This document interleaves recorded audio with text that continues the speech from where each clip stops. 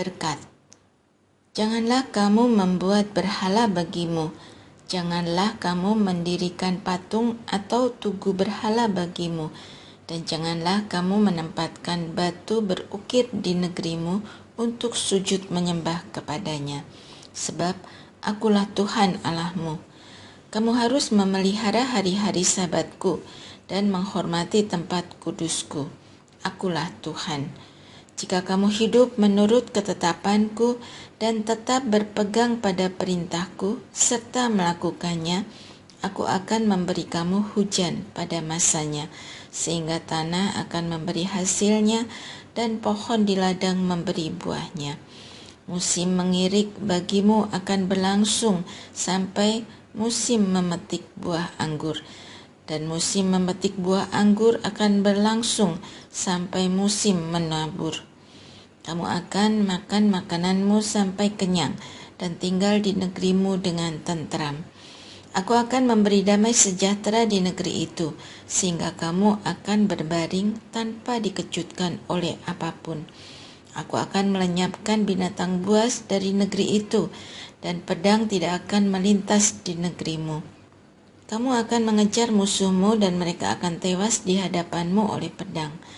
5 orang dari antaramu akan mengejar 100 dan 100 orang dari antaramu akan mengejar selaksa. Dan semua musuhmu akan tewas di hadapanmu oleh pedang. Aku akan berpaling kepadamu dan membuat kamu beranak cucu serta bertambah banyak dan meneguhkan perjanjianku dengan kamu. Kamu masih akan makan hasil lama dari panen yang lampau, dan hasil lama itu akan kamu keluarkan untuk menyimpan yang baru. Aku akan menempatkan kemah suciku di tengah-tengahmu, dan hatiku tidak akan muak terhadapmu. Aku akan hadir di tengah-tengahmu, aku akan menjadi Allahmu, dan kamu menjadi umatku. Akulah Tuhan Allahmu yang membawa kamu keluar dari tanah Mesir, supaya kamu jangan lagi menjadi budak mereka. Aku telah mematahkan kayu kuk di atasmu dan membuat kamu berjalan tegak. Kutuk. Tetapi jika kamu tidak mendengarkan aku dan tidak melakukan segala perintah itu, jika kamu menolak ketetapanku dan hatimu muak terhadap peraturanku, dan kamu tidak melakukan segala perintahku serta mengingkari perjanjianku, maka aku pun akan melakukan hal ini kepadamu. Aku akan mendatangkan kegentaran atasmu, batuk kering serta demam yang membuat mata rusak dan jiwa merana. Akan sia-sia kamu menabur benihmu, karena hasilnya akan dimakan musuhmu. Aku akan menantangmu sehingga kamu akan dikalahkan oleh musuhmu. Mereka yang membencimu akan menguasaimu, dan kamu akan lari, padahal tidak ada orang yang mengejar kamu. Jika dalam keadaan yang demikian pun kamu tidak mendengarkan aku akan lebih keras menghajar kamu sampai 7 kali lipat karena dosamu. Aku akan mematahkan kesombongan kekuatanmu, dan akan membuat langit di atasmu bagaikan besi, dan tanahmu bagaikan tembaga. Tenagamu akan habis dengan sia-sia, tanahmu tidak akan memberi hasilnya, dan pohon-pohon di tanah itu tidak akan memberi buahnya. Jika hidupmu menentang aku dan kamu tidak mau mendengarkan aku akan menambah hukuman atasmu sampai 7 kali lipat, setimpal dengan dosa-dosamu. Aku akan melepaskan kepadamu binatang liar yang akan memunahkan anak-anakmu, melenyapkan ternakmu, dan membuat jumlahmu menjadi sedikit, sehingga semua jalanmu menjadi sunyi. Jika dalam keadaan yang demikian pun kamu tidak mau kuhajar dan hidupmu tetap menentang aku pun akan bertindak menentang kamu, dan aku sendiri akan menghukum kamu 7 kali lipat karena dosa-dosamu. Aku akan mendatangkan atasmu pedang yang akan melakukan pembalasan karena pelanggaran perjanjian. Ketika kamu nanti berkumpul di kota-kotamu, aku akan melepas sampar ke tengah-tengahmu, dan kamu akan diserahkan ke dalam tangan musuh. Ketika aku menghancurkan persediaan makananmu, 10 perempuan akan membakar roti dalam satu pembakaran. Mereka akan mengembalikan rotimu menurut timbangan tertentu. Kamu akan makan tetapi tidak menjadi kenyang. Jika dalam keadaan yang demikian pun kamu tidak mendengarkan aku dan hidupmu tetap menentang aku pun akan bertindak menentang kamu dalam murkaku. Dan aku akan menghajar kamu 7 kali lipat karena dosa-dosamu. Kamu akan makan daging anak-anakmu laki-laki dan perempuan. Tempat-tempat pemujaanmu akan kumusnahkan, dan segala pedupaanmu kulenyapkan. Aku akan melemparkan mayat-mayatmu ke atas bangkai-bangkai berhalamu, dan hatiku akan muak terhadap kamu. Kota-kotamu akan kubuat menjadi reruntuhan, dan tempat-tempat kudusmu akan kubuat sunyi sepi. Aku tidak mau lagi menghirup bau persembahanmu yang menyenangkan. Aku akan membuat negeri itu sunyi sepi, sehingga musuhmu yang tinggal di situ tercengang. Kamu akan kuserakkan di antara bangsa-bangsa, dan aku akan menghunus pedang mengejarmu. Tanahmu akan menjadi tandus dan kota-kotamu menjadi reruntuhan. Pada waktu itulah tanah itu menikmati tahun-tahun sabatnya, yakni selama keadaannya tandus, dan kamu tinggal di negeri musuh-musuhmu. Pada waktu itulah tanah itu akan menjalani perhentiannya dan menikmati tahun-tahun sabatnya. Selama keadaannya tandus, tanah itu akan menjalani perhentian yang tidak dialaminya pada tahun-tahun sabatmu, ketika kamu tinggal di situ. Mengenai mereka yang masih hidup di antaramu, aku akan mendatangkan kecemasan ke dalam hati mereka di negeri-negeri musuh mereka. Bunyi daun yang ditiup angin pun akan mengejar mereka, sehingga mereka lari seperti orang lari dari pedang. Mereka akan rebah padahal tidak ada orang yang mengejar. Mereka akan jatuh tersandung seorang kepada yang lain, seolah-olah dikejar pedang, padahal tidak ada yang mengejar. Kamu tidak akan dapat bertahan di hadapan musuh-musuhmu. Kamu akan binasa di antara bangsa-bangsa, dan negeri musuhmu akan menghabisi kamu. Siapa yang masih hidup di antaramu akan lenyap karena kesalahan mereka di negeri-negeri musuh mereka. Dan karena kesalahan nenek moyang mereka, juga mereka akan hancur lebur sama seperti nenek moyangnya. Bila mereka mengakui kesalahan mereka dan kesalahan nenek moyang mereka yang berlaku tidak setia terhadap aku, bahkan hidup menentang aku, sehingga aku pun menentang mereka dan membawa mereka ke negeri musuh mereka, dan bila kemudian mereka merendahkan hati yang tidak bersunat itu dan membayar kesalahan mereka, maka aku akan mengingat perjanjianku dengan Yakub, juga perjanjianku dengan Ishak dan perjanjianku dengan Abraham akan kuingat, serta negeri itu pun akan kuingat. Tanah itu akan ditinggalkan mereka dan menikmati tahun-tahun sabatnya, yakni selama keadaannya tandus dan ditinggalkan. Mereka akan membayar kesalahan mereka, tiada lain karena mereka menolak peraturanku dan hati mereka muak terhadap ketetapanku. Meskipun demikian, ketika mereka berada di negeri musuh mereka, aku tidak akan menolak mereka atau muak terhadap mereka, hingga membinasakan mereka dan membatalkan perjanjianku dengan mereka, sebab akulah Tuhan Allah mereka.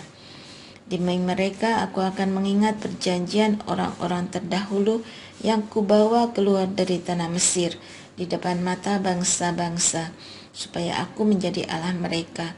Akulah Tuhan. Itulah ketetapan-ketetapan, peraturan-peraturan, dan hukum-hukum yang ditetapkan Tuhan antara Dia dan orang Israel di Gunung Sinai dengan perantaraan Musa. Membayar nasar. Tuhan berfirman kepada Musa, "Berbicaralah kepada orang Israel dan katakan kepada mereka, apabila seseorang mengucapkan nasar kepada Tuhan menyangkut jiwa manusia yang diganti dengan nilai yang berlaku, maka nilai bagi laki-laki yang berumur 20 tahun sampai 60 tahun haruslah 50 shikal perak, ditimbang menurut shikal tempat kudus. Tetapi jika ia seorang perempuan, nilai itu haruslah 30 shikal. Jika ia seorang yang berumur 5 tahun sampai 20 tahun, bagi laki-laki nilai itu harus 20 shikal dan bagi perempuan 10 shikal. Jika ia seorang yang berumur 1 bulan sampai 5 tahun, bagi laki-laki nilai itu harus 5 shikal perak dan bagi perempuan 3 shikal perak. Jika ia seorang yang berumur 60 tahun atau lebih, bagi laki-laki nilainya harus 15 shikal dan bagi perempuan 10 shikal.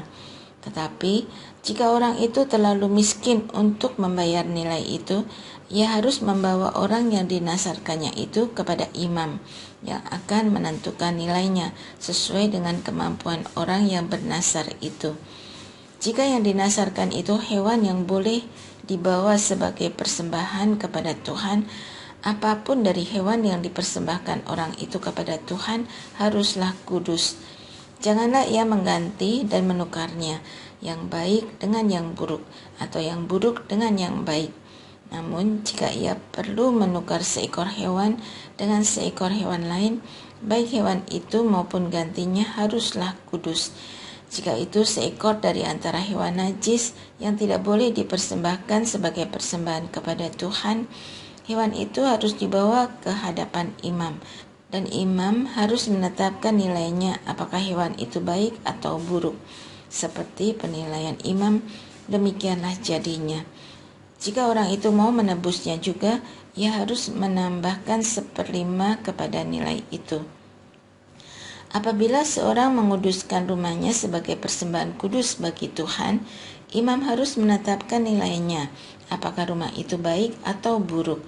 Seperti nilai yang ditetapkan imam, demikianlah yang harus dipegang teguh.